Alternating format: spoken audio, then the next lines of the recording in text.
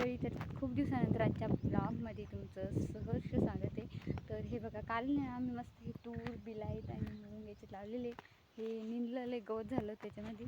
आणि इथं ना पेरलेली होती कोथिंबीर, जी आता संपलेली आहे. तर त्यात आज रोटावेटर मारला आणि काळी झाली, तरी गवत जुनं झालं, काही हिरवगार दिसतंय. आणि तिकडं मिरचीवर सगळ्या आपला व्हायरस आला, त्याच्यामुळं तिकडे बी रोट्या मारला मिरचीवर.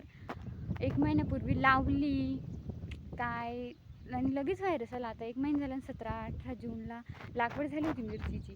तर त्याच्यावर एवढा व्हायरस आला मारण्याचा. त्यानंतर त्याच्यावर उपचार पण भरपूर केले, फवारणी, औषधं सोडणं, खतं सोडणं, पण तरीही त्या काही सुधारायचंच नाव घेईना.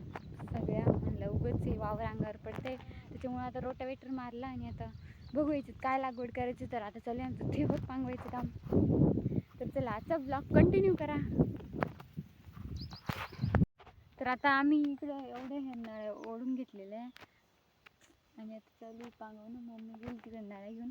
तर आता नळ्या सरळ करायच्या राहिल्या फक्त. मस्त बसले होते, थोडंसं थकलं. तर हे बघा, चलो.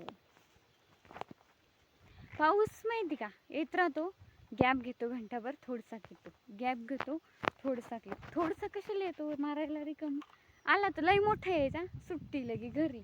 थोडसा आला, थंडी वाजती, ओल्लं होतं, थंडी वाजती, ओल्लं होतं. घरी जायला नाही, यायला पळत जा, झाडाखाली या.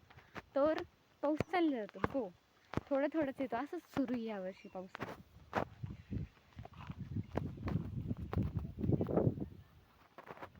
होय, कोणाचा आवाज येतो?